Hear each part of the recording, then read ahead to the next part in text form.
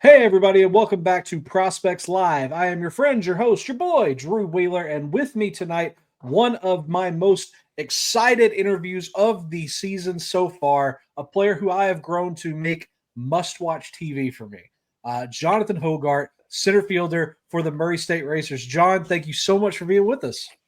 Man, thank you so much for having me. This is awesome. It's awesome for me. Trust already, I can tell you. Super nice guy. I'm very excited to get to know you some more.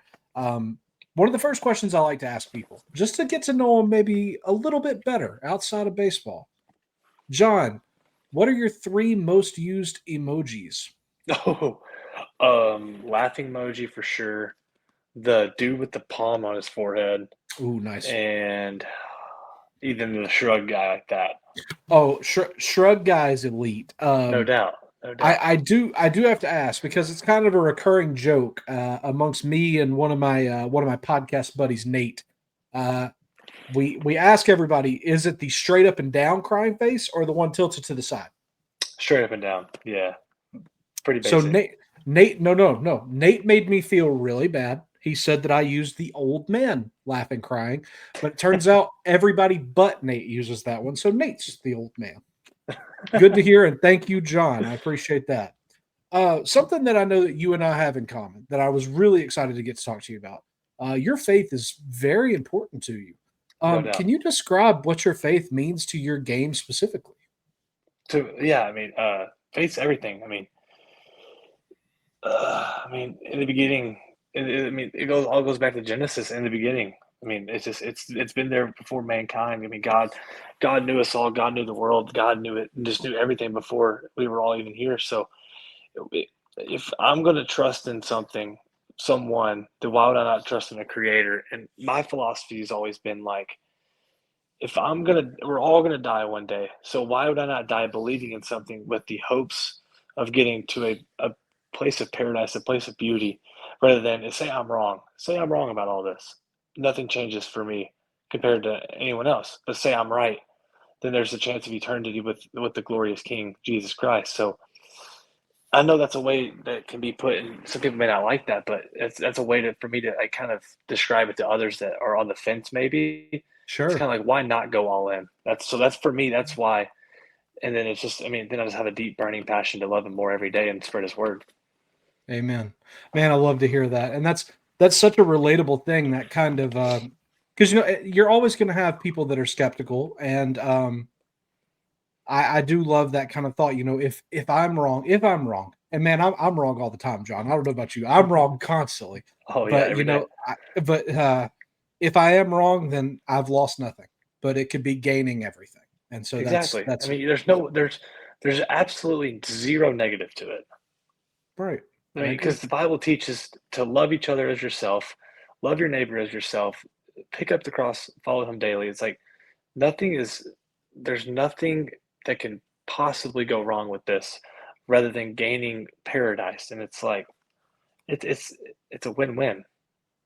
I'm with you. I'm with you entirely. And well said, man. Uh, Thank you. I got transitioning from one of the most critical things in your life to maybe another, and I'm just assuming here, but I assume baseball is also pretty high on the priorities list. Hmm. When was it that baseball first kind of became real for you? And when I say real, I mean like it's not just a game you enjoy playing, but this is a goal, a long term goal for you.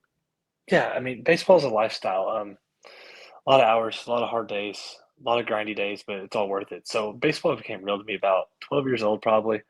That's when I really started playing on more of a national scale with some guys. A lot of teammates are in the minor leagues now, and just so on and so forth. So that's when it became real, is just seeing that competitive aspect, seeing other like-minded individuals that didn't just treat this so much as a kid's game, but started treating this more as like a passion, and that's when it really started settling in.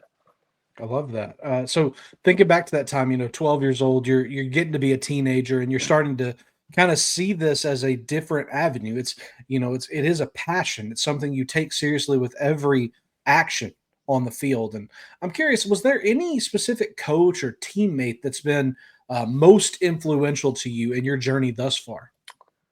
From a young age, Blaze Jordan. We don't keep in touch as much anymore, but from that time, it was just like I'm always been a super competitive person. He's a stud. He's big time prospect with the Red Sox. So as a young age, he was hitting bomb after bomb, and it's just like, and he got all this recognition. He deserved every bit of it, but the competitor in me wanted to try to match that and then some. So that kind of fueled a fire in me as well. There was no absolutely zero jealousy towards him or hate, but it was kind of like it was just like a drive there set forth by him, and partly due to like his leadership. I mean, he's a phenomenal human being. Comes from a very good family. Our parents still talk to each other every so often and all that stuff. So that just from that is just, and even watching him as he got older, he stayed the same person with no matter how much hype he had. So I'd say that guy had a huge impact on me from a very young and early age. Absolutely. Blaze not terribly far from where I live. I live in West Tennessee, and so he's not terribly far from me. Yeah. Big fan of his, and I'm glad to hear that you are as well. Like you said, fun guy to watch, and I'm sure a better teammate, and that's something you've got on me for sure.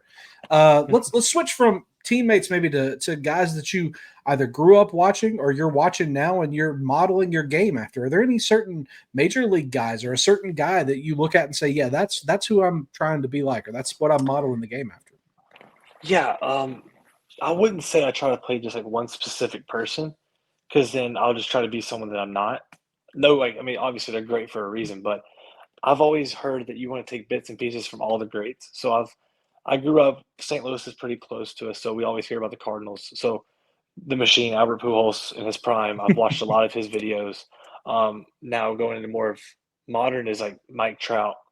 That dude, I mean, when he was at his prime, he was unstoppable, and even still dominates. And then just bits and pieces from the game today. I mean, you have so many phenomenal hitters with Judge, Otani, Mookie Betts, Freddie Freeman. You have so many studs that I think there's so much good out there that I feel like if a young guy watching this is so dead set on being like one of those players that they're limiting themselves because all of those guys I've mentioned do so many fabulous things in so many different fashions of the game. Like Otani does it all. Judge hits tanks, and then Freeman's such a masterful hitter.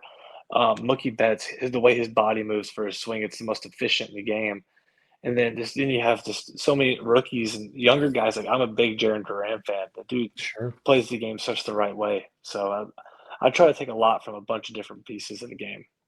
That's a great answer, and I really respect what you're saying. You don't want to pigeonhole yourself. You don't want to, like you said, limit yourself or almost restrict yourself. So why not take bits and pieces from everybody and make your own beautiful mosaic that way?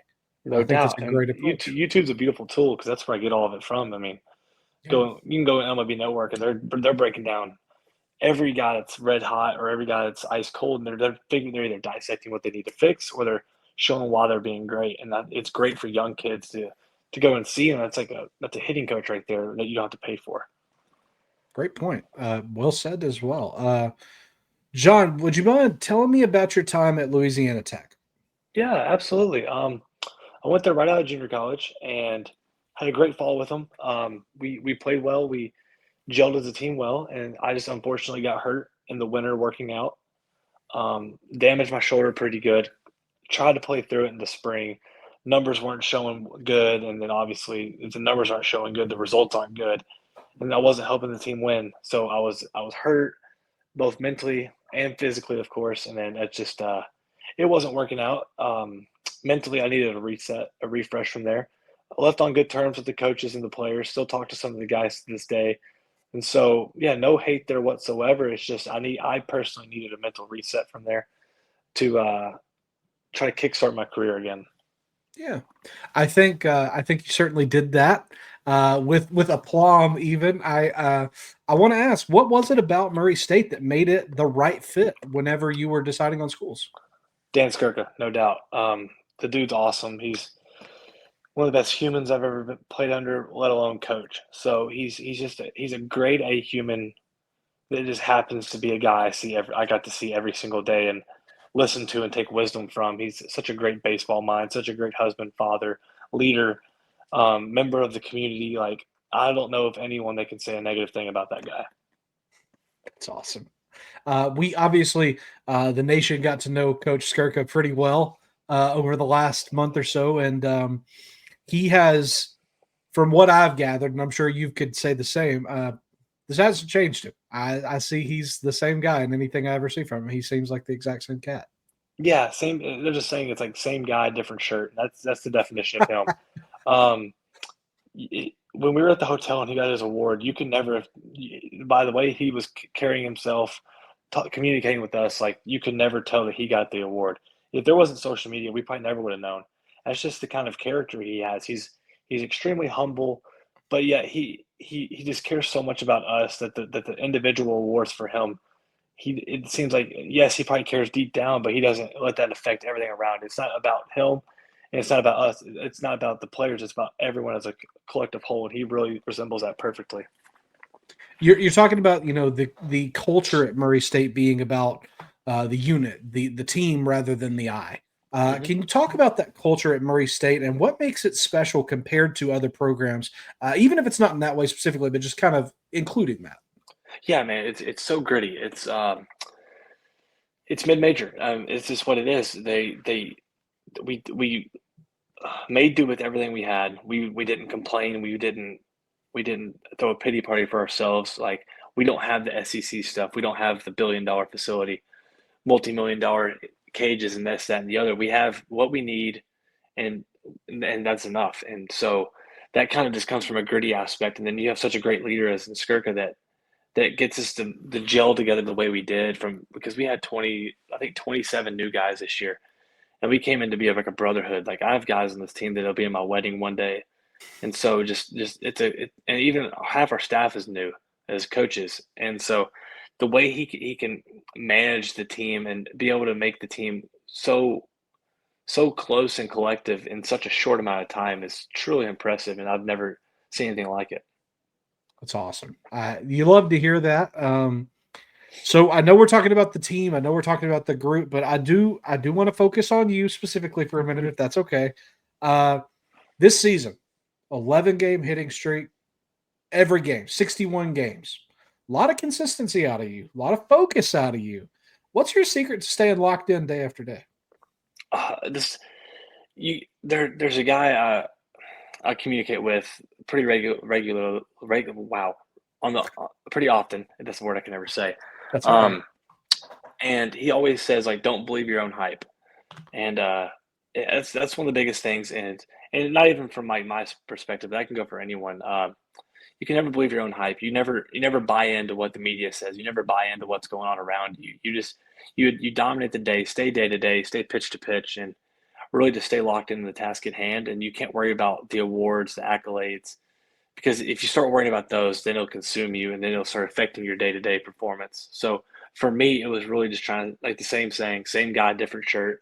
So trying to stay that guy, stay locked in on the day, and just dominate day to day, and not believe any hype. I love it. Definitely something that I need to remember. I think we can all stand to remember. Don't believe your own hype. Stay locked in. No doubt. I think it's very impressive, super impressive. I would go so far as to say that you led college baseball in leadoff home runs this season. Incredible statistic. I loved hearing that because certainly that's an interesting and electric part of your game. How do you manage to balance that aggressiveness with really first class selectivity? Well, it's a lot of trust from the coaches. I remember vividly because I've never been a leadoff until this year. A Oh, lot, yeah. I've always hit a little bit down in the order. So Skirk came up to me in the fall. Was like, "Hey, I think about putting you a leadoff." I'm like, "Whatever you want." So I trust him with everything. And I came up to him one day. I was like, "Hey, do you want me to like fake bunt take here or something like that?" He said, "No, go hit a double." So from that moment on, I just had the trust in him. It's like, "Hey, get your pitch and hammer it." So it helps a lot having such a great guy behind you that can trust you, and that when he trusts you or when your coach trusts you in general for whoever it is, that it really helps you move forward with confidence and play with a swagger that you can't really describe. And I think that attributed to when all of it. I love that. I love hearing you talk about Coach Skirka because it seems like really he has the key that kind of unlocked all of this potential we're seeing out of you, and the fact that you're shouting him out so much, I love that. And we're shouting you out here again, Coach. Shout out Yeah. to you, sir. So, John, was there any kind of swing change, like a dietary change or a workout change that might have led to an uptick in power this year? Because it has been a noticeable one. Yeah, not really much of a mechanical change or any of that stuff. Like, yeah, it's still hard work every single day. It's cages in the morning, lifting right after that, speed after that, stuff like that. But it was more of a mindset shift. I knew if I wanted a shot at professional baseball, I had to get my power numbers higher. And that's because that's all I've heard is that you hit your bat the balls well, but you don't have enough power. And so I just had to shift my batting practice a little bit at home. Mhm. Had hits like I'd do more like slug rounds where I tried to hit the ball out of the park every so often. Because me and my dad were talking like, if you don't ever train it, then how are you going to do it? And that made total sense because I have such an old school mind that I just want to hit low liners everywhere. But there's a stat, there's like a thing that was going around. It's like balls that were pulled in the air and like the percentages and all that stuff. And it was like it was so astronomical when you pulled the ball in the air of the success rate rather than on the ground. It was unbelievable. So that was just kind of the main focus there. It wasn't me trying to do more. It was just trusting what I already had and the just the thought process and the mindset shift rather than the mechanical shift. I like that. It's so funny because hearing you and your dad talk about that, it reminds me so much of my dad. And he always told me, practice like you play. He was like, you want to do this in action, do it while you're practicing on it. And it seems like, you guys kind of did the research, you and your dad, and so, the pulled balls in the air. It's a magical stat. And I'm glad that you unlocked that. And even still, you were saying, you had the contact, your bat to ball was good, and you haven't really sacrificed any of that. Looking at some of the numbers, plate discipline stood out so much to me this year. You don't really chase at all. And it's incredibly impressive because pitches are wild now. I mean, movement and velocity is just wild. So what's your two strike approach specifically? Are you hunting like a certain zone, or are you just trying to be competitive with any pitch that comes to you? Um, it's funny you say that. So I thought my chases were higher than I would like this year. Oh, But I'm also like I don't want to chase any pitches, which is unrealistic, of course. But um, going to the two strike, I choke up just a tick. Just this is at junior college. That's what we had to do and stuff. So it kind of stuck hmm, with me. And I just simplify everything in my mind. I think I'm always on the fastballs. I'm thinking fastball like to the first baseman almost. And right. then so that's why if I get an off speed pitch, especially when I was slugging more, I'd get more off speed. So that way Hmm. I can stay off speed through the middle. And so that was really it to see the fastball super deep, stay inside of it. And then you have a lot of success with the two strike breaking ball or two strike changeup. Yes, it's funny that you mentioned that specifically because the changeup specifically, not a lot of chase, a lot of contact, a lot of contact in the zone. So I do certainly see what you mean there. If they're gonna try to catch you off with the fastball and then throw the change rather, hoping you're looking fastball, you're ready for it. And I think that's awesome. Uh, so let's talk about the other side of the ball, defense. How do you view your defense in the outfield, and what kind of like tools or traits specifically do you think give you value on that side of the ball? Um, Defense is something I've had to take pride in over the last couple of years. I've always been okay at it, but I've always wanted to strive to be better at it. So for me, it was a lot of disciplined and gritty reps in at BP at the field or something. Like say at an open field, I'd do my rounds and I'd go out in the outfield afterwards and go take fly balls. So for me, that was the main thing that really jump started it a little bit more to get my first step better because I believe in the outfield, your first step's your best step, and if you don't have a good first step, then that's the difference between catching and not catching a ball. So that was just the game changer for me as well. I just had to really focus on my first step and in the off season working on the footwork, the quickness, and all that kind of stuff. If that answers your question, I don't know if I got off topic too much. No, that was exactly what I wanted to hear, as a Perfect, matter of fact, and perfect, I awesome. am excited. So speaking of that mentality, you've talked about all the work that you've put in. Clearly, you were not alone. The whole Racers team, you guys were kind of just putting in work all season, and I'm curious, when was that first kind of we are really doing this? We can make some serious noise nationally when it got to be tournament time. Like, what was the kind of the point in at any point where you guys were like, this could really be a thing here? I think after we won conference tournament, we won conference tournament, and I looked at our right fielder. He was the guy I stayed with on the road and stuff, and we were like, we're going to a regional. Like this is awesome. First time since I think '03. So it was that we already did something super cool there. And then we got there and like we were like, wow, we're in Oxford. We've already played there, but like we're in here for a regional, seeing all the NCAA stuff. It was really stinking cool being on TV more, or being on TV at all, really. And then, Sure. yeah, I think after we won conference tournament, it was like, wow, we're a great team. We started firing on all cylinders. We really showed what we could do as a collective whole because we won games in every aspect of the game. We won it by slug, we won it by pitching, and then we won it just by grittiness. So we showed what like, we could win just multiple ways. We weren't just beating people 20-5, and we weren't just winning 2-0. We were putting up the high scoring games, and then we would also keep it low scoring and just outpitch you. And then we won the last game, I think 10-5, and it was like that was just a great all around baseball game from the Racers' perspective. So I Oh think yeah. that's where we really saw the trend of like, wow, we're a really good baseball team. I love that. That had to have been such an awesome moment to kind of have that confidence swelling in you to be like, at this point, who's gonna stop us? We feel so good. Absolutely, and we thought we were a great team all year, but the start seeing the fruits of your labor come to fruition, it was more of like an extra boost of confidence. Like, yeah, we believed it, but now we see it. Yeah, that's awesome. I love hearing that. What was okay through regional, super regional, and now Omaha.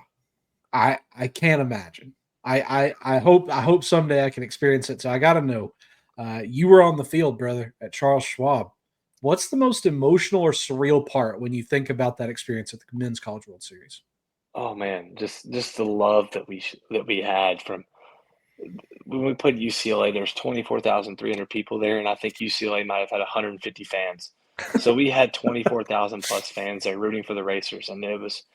I'm in center field, and I'm just hearing my name yelled left and right, and I have no idea who it is. I know a handful of people out there, but it was way more than a handful of people yelling. So I mean, I had goosebumps numerous times throughout the game, and I mean, it was humbling for the fact of like, wow, I'm just there. I was overflowing with gratitude, and just my heart was just so filled of just pure joy, pure just like just so much. I guess just gratitude again, just what like really filled my soul there. I was like, I've always been a prayer in the outfield. Like I always pray to God. I'm always talking. Um, and but that at Charles Schwab, I did a little extra because I mean, you just can't. I mean, that's a once in a lifetime opportunity. There's not many bigger games than you can play than at that stadium. No. I'm so proud of you to hear that and like to hear you describing this insane just once in a lifetime blessing.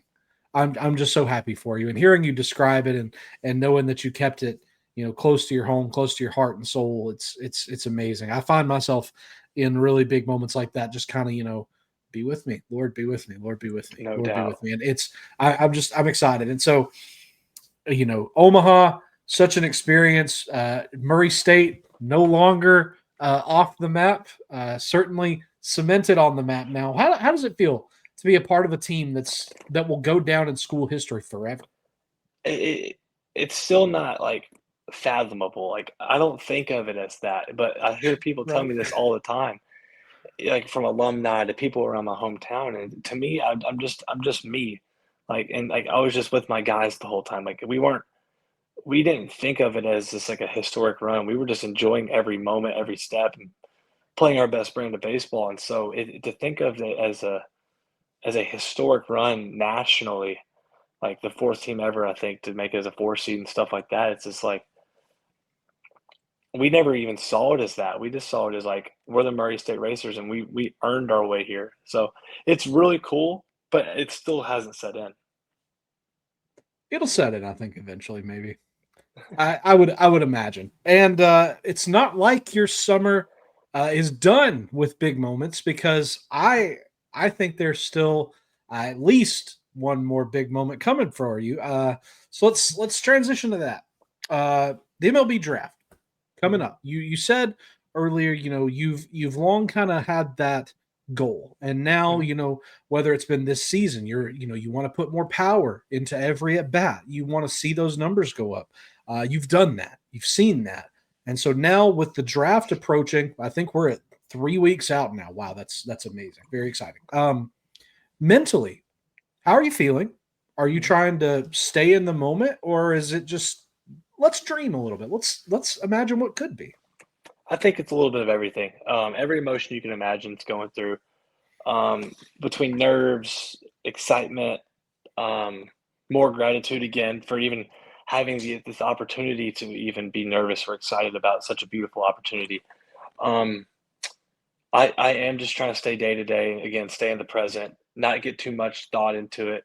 Um, it's super refreshing though to know that there's even just a chance. Because it's something you dream of as a kid. I remember going to elementary school for career day. I'm walking in with my little molded cleats on, shirt, pants tucked in with the baseball belt on, and the little Cardinals hat. And I'm like, this is my that was my local team at the time, and it's just like I was wanting to be a professional baseball player even at that age, and having all the people tell me that I couldn't do it, and having all the people say, "You pick a real career" or something like that. And now that it has a possibility of becoming a reality, it's amazing, and it's joyful.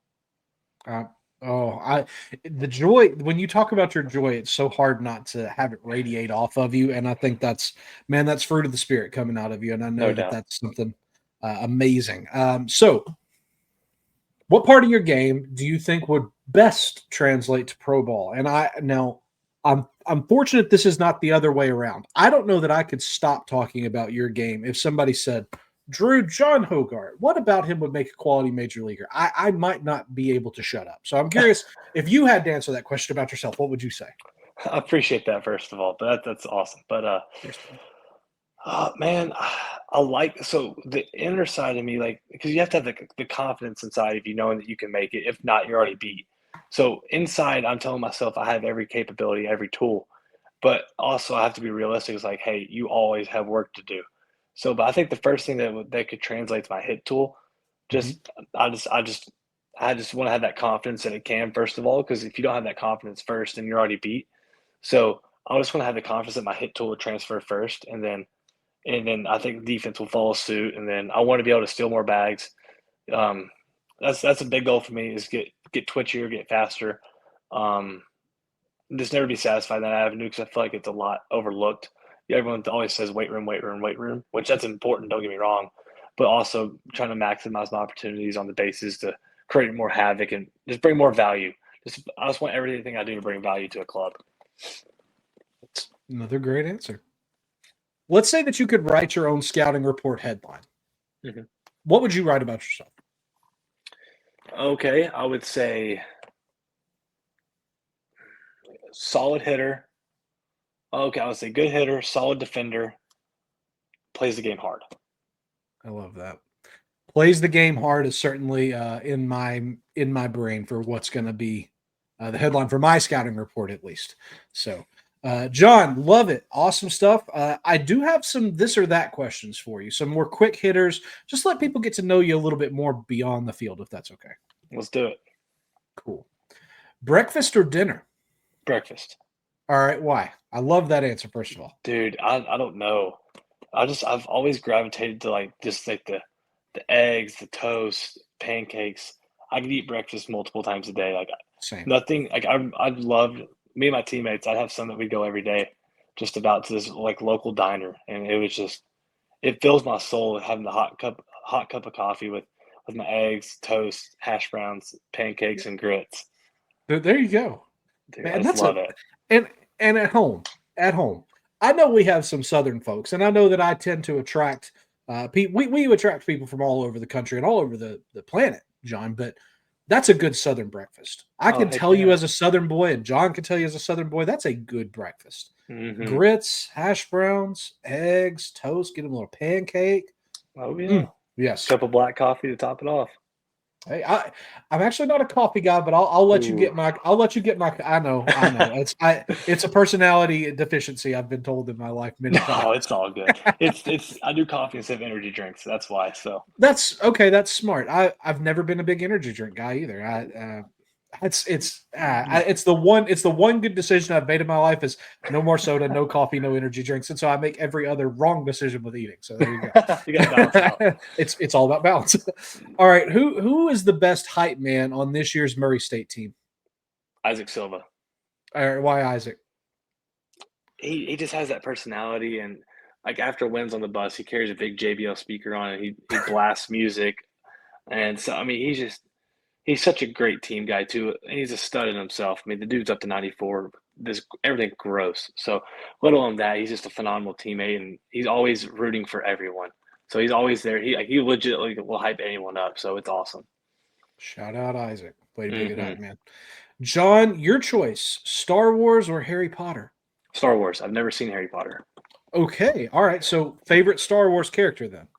Oh man, that's a good one. So I actually, me and a guy that was staying with me, we just beat Lego Star Wars right before, like right after Oxford. So that was a little fun little Let's tidbit go. there. Yeah, I mean, you can go basic with like Luke Skywalker, Anakin, or sure. Qui. I mean, there's so many good ones. You Mace nearly Windu. shouted out my guy. Qui-Gon is my favorite, Qui-Gon's a without a doubt. beast, He's a absolutely. But beast. I'd have to go Mace Windu though.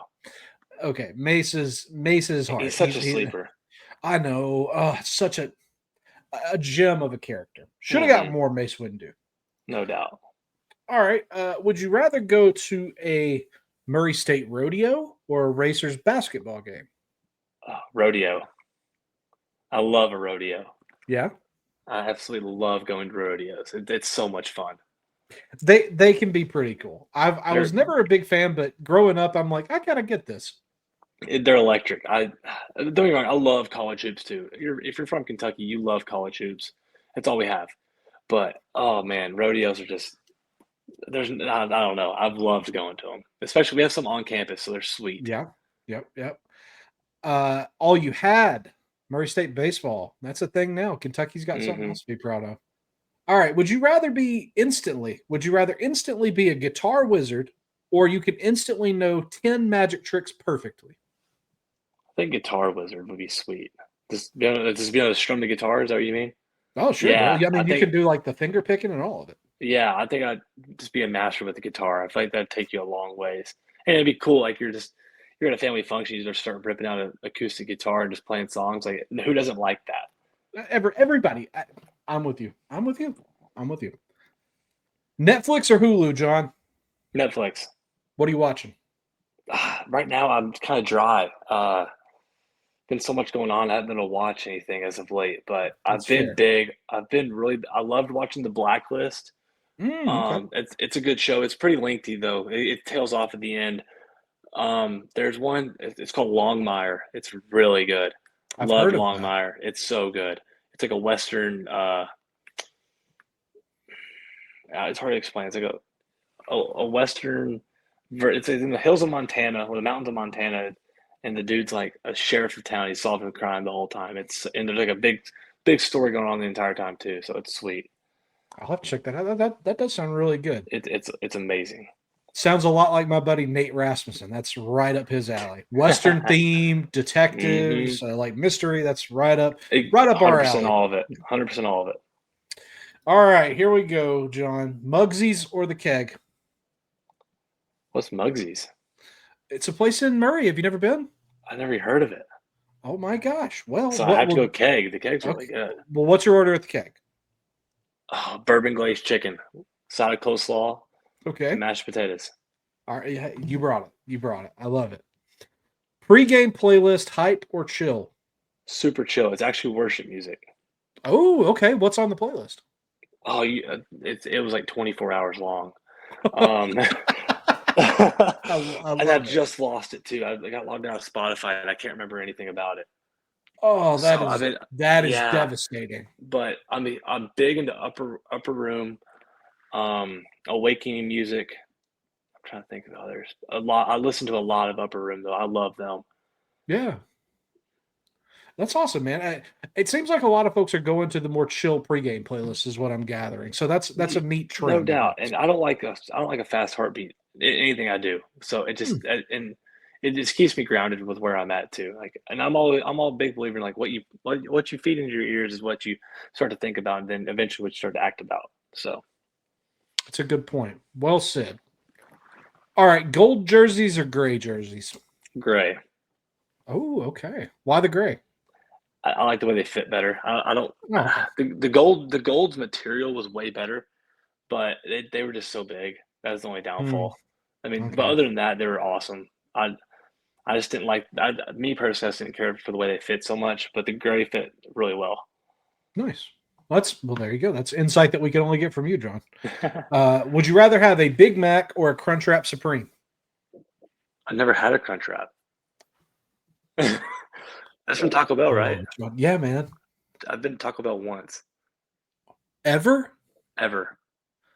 Wow, that's amazing. Yeah. Okay, I'm so proud of you for having such a good diet, but man, And that is truly wild.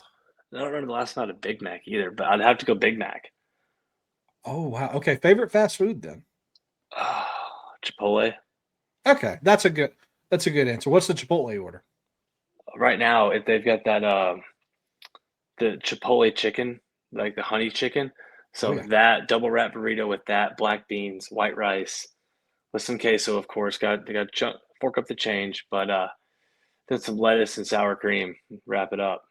Love I it. love it. Oh, love it. Good call. Would you rather smash a home run or rob one at the wall? Oh crap. Is it just a normal home run? Let's say fourth inning homer, or you can rob one in the seventh. Rob. Okay.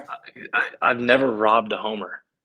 Oh, okay. So that's a goal It's, then. yeah, yeah. I've been close a few times, but I've never got to rob one. So that, and I feel like that's just like something you don't get to hear of as often as hitting a homer. That's true. That's very true. All right, you're out with the boys. Are you going to sing karaoke or ride the mechanical bull? Ride the mechanical bull. Good answer. Favorite book of the Bible and why? Job. It's the first book I ever read, and it's a beautiful perspective on when things aren't all sunshine and rainbows that you never stray away from God because he had everything. He was the wealthiest man in the land, and he started losing it all because Satan went to the throne and was like, "Hey, I want to tempt this guy. I can crack him." And God's like, "No, you can't. Here, have at him. You just can't kill him." And so, long story short, he loses everything: wealth, friends, family, everything, and still never betrayed God, never turned his back on him. So, to me, that was just so powerful, especially to read it so early on in my faith. Amen. Amen. Maybe one of the most important questions you will ever be asked, John. The final Let's hear this it. or that question. Pineapple on pizza, yes or no? No, no, Oh, John. no way. But I'm a weird pizza guy. I get a barbecue chicken pizza everywhere I go, Well, that's a good pizza. I can't fault you for that. but That's a I can't good put pizza. pineapple on that. So I've been recommending the Drew special is what I've come to call it. Pepperoni, Uh-huh. jalapenos, and pineapple. Oh man, sweet heat. There you go. Sweet heat. Oh man, that's what you call it. You need to open a pizza parlor and call it the sweet heat. I like that. I'd probably have to call it John Hogart's Sweet Heat now that you're giving me the name. To avoid the licensing. Oh no, you have it. It's all yours, man. Appreciate that. Appreciate that. John, a couple more real quick ones, man. Yeah, What advice no would you rush. give to kids who want to be where you're at someday? And the biggest thing is don't make it a job. I mean, this game's fun. It's never that serious. 0 for 4, 4 for 4, you're still the same guy. Parents still love you the same. So results don't matter as much. Live in the moment, trust in God, of course, and just keep it a game. I love it. Final final question. Last one I got for you, John. If you could give people now, whether that's scouts, org guys, baseball ops guys, fans of a team that watch this after you're drafted, if you could give them one sentence to remember you by, what would that sentence be?